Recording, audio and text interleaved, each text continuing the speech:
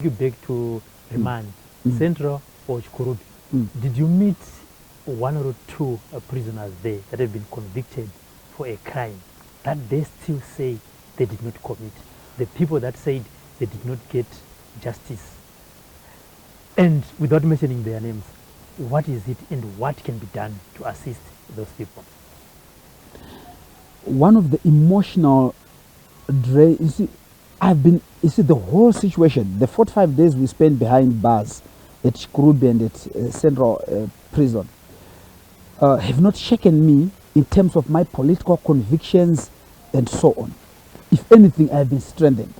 But the only thing that really impacted me so strong was the men I met behind bars who have not committed the offenses they are serving for. You know, I met men who, and most of them are what they call, or what we call, self-actors. You know, when you don't have legal representation, you represent yourself. And they clearly, you know, their cases were properly not heard.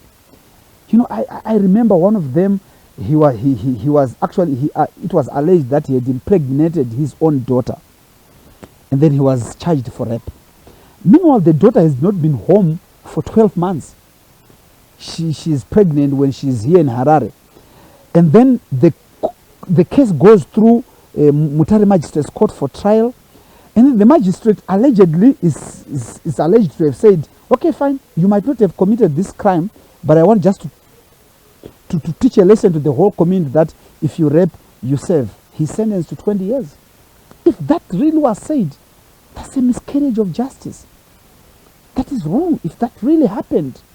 And you can call for DNA tests to prove if the child was the father's.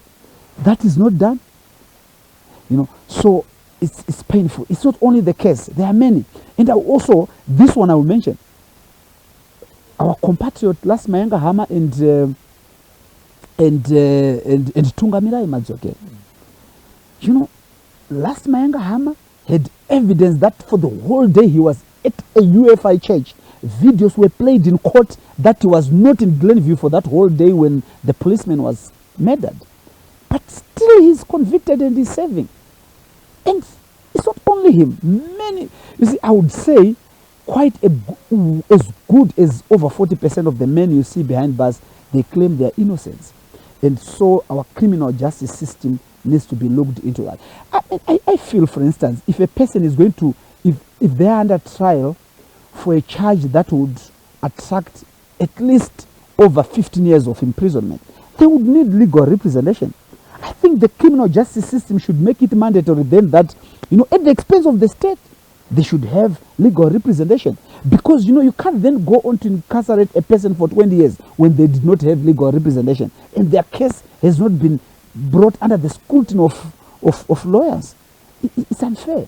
And those are things that drain me so much. We've been trying to support some of them. We've accessed lawyers who are actually compiling the cases, and they are going to try to lodge appeals and also to see how their cases went through. There are many, many horrible stories of men that we met who are imprisoned for crimes they allege they have not committed. So I think it's one of the things that really affected me so much.